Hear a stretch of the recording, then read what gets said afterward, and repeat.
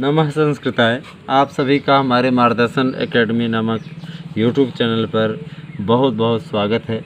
मैं अनिल मिश्र आप लोगों से अनुरोध करता हूं कि आप हमारे इस यूट्यूब चैनल पर अभी आए हुए हैं तो इसे सब्सक्राइब करें, अधिक से अधिक स्टूडेंट तक शेयर करें, सुधीजनों तक शेयर करें, जिससे कि उनका भी मार्गदर्शन हो सके।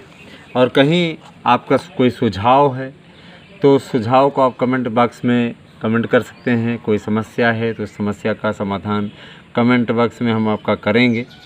और आप अगर हमसे व्यक्तिगत रूप से बात करना चाहते हैं तो हम आपको नंबर भी दे सकते हैं। आप सबसे पहले आपको हम बता दें कि हम आपको संस्कृत पढ़ा रहे हैं।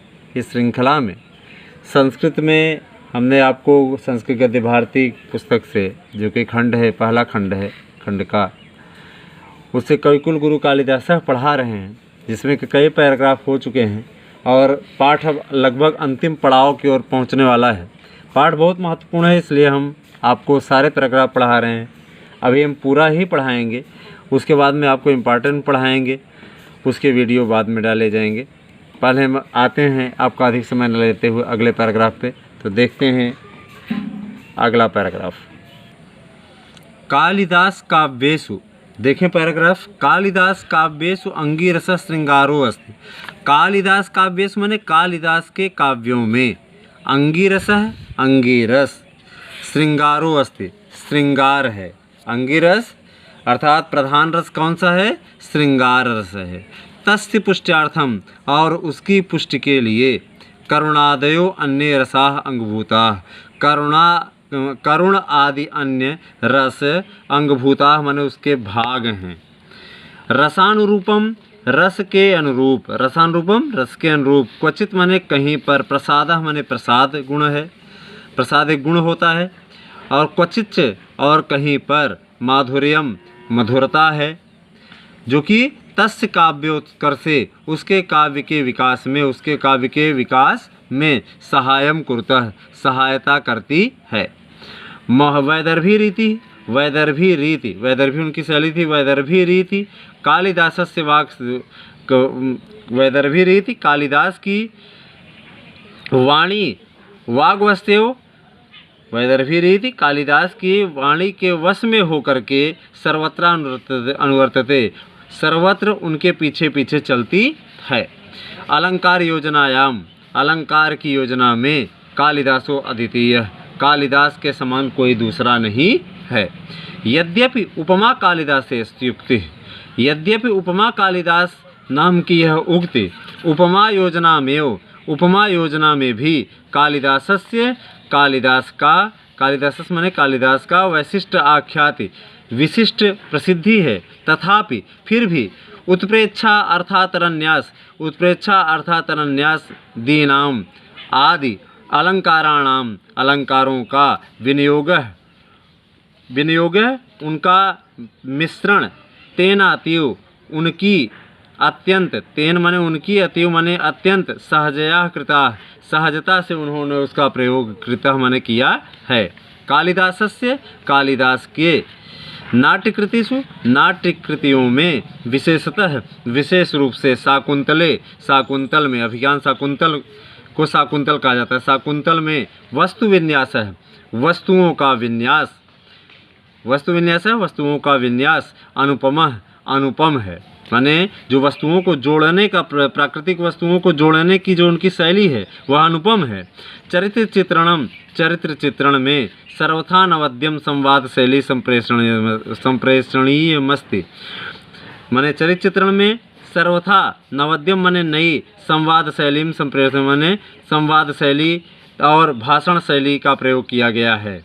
सममेव, सममेव भारतीय संस्कृति अनुमतायाम, माने निश्चित रूप से भारतीय संस्कृति आदि का धर्मार्थ काम मोक्ष मूला नाम, धर्म अर्थ काम मोक्ष आदि का मानव मूल्यानाम, और मानव मूल्यों का प्रकाशनम माने प्रकाशन, कालिदासस्य वैशिष्ट्यमति, कालिदास की विशेषता है। आश्रमवासिनी, आश्रम की निवासी, शकुंतलाम, शकुंतला का निर्वण्य, निर्वण्य मनसी, निर्वण्य माने जितेंद्रिय मन, काम प्रवरोह मनभूय, काम के प्ररोह का अनुभव करते हुए दुष्यंतम तावत गच्छन्ति,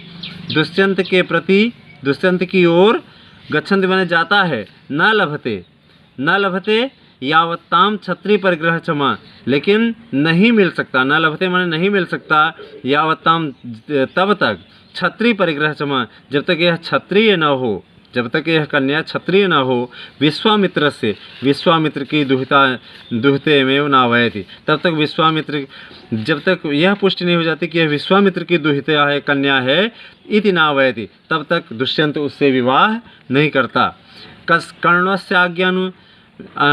कर्णस्यानुज्ञा बिना, कर्ण की आज्ञा के बिना, गंधर्व विधि से कृतः विवाह, उन्होंने विवाह किया, उभावपि दोनों ही, तावत प्रताड़यति दोनों ही उस प्रकार से प्रताड़ित हुए, यावदेकतः जिनमें एक, शकुंतला मारीच के आश्रम में तपश्चरणेन तपस्या करने के लिए, अवज्ञा जनितम कलुषम न क्षालयति, अवज्ञा यानी अपने माता पिता की आज्ञा न लेकर के किए गए विवाह किससे जनितम माने उत्पन्न हुए, कलुषम न क्षालयति कलंक को नहीं धो लेती।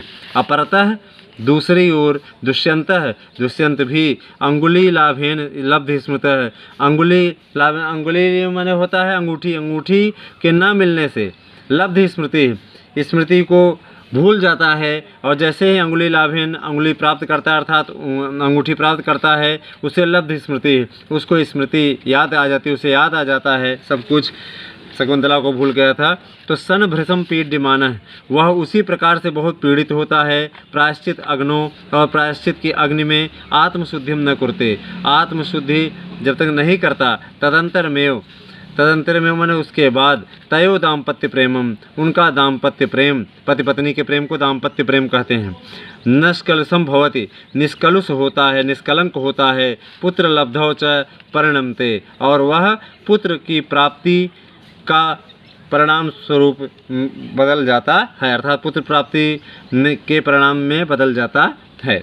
एक बार हम हिंदी में बोल देते हैं, आप लोग ध्यान से देखें। कालिदास के काव्यों में अंगिरस श्रृंगार रस है, उसकी पुष्टि के लिए करुण आदि अन्य रस अंगभूत हैं। रस के अनुरूप कहीं पर प्रसाद, कहीं पर माधुर्य उनके काव्य की सहायता करते हैं।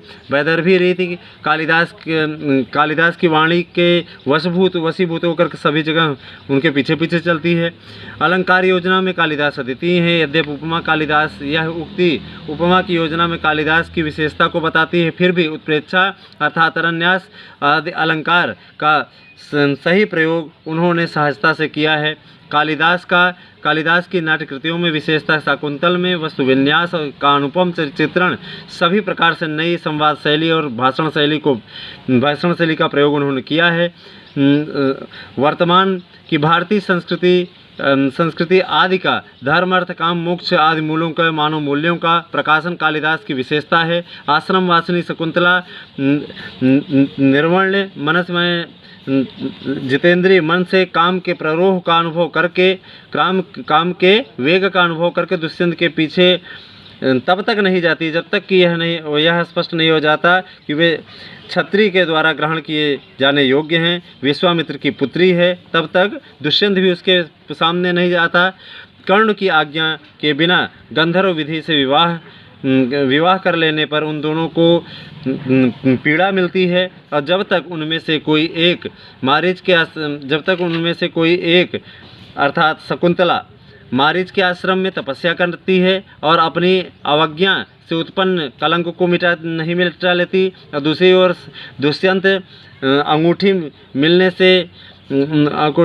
के मिलने से स्मृति उसे याद आती है, और वह बहुत अधिक दुखी होता है। प्रायश्चित की अग्नि में आत्मशुद्धि करता है, और उसके बाद उन दोनों का दाम्पत्य प्रेम अर्थात निष्कलंक होता है, और परिणाम के रूप में पुत्र के रूप में उन्हें मिल जाता है, अर्थात पुत्र की उत्पत्ति उनकी हो जाती है, पुत्र जन्म ले लेता है। वो पुत्र कौन सा था? भरत। तो स्टूडेंट, मुझे पूर्ण विश्वास है कि आपको ये पैराग्राफ समझ में आया होगा। अगले पैराग्राफ में जब हम कल लेकर के आएंगे तो आपके पाठ का समापन कर देंगे। तब तक बने रहें यूट्यूब चैनल पर। धन्यवाद।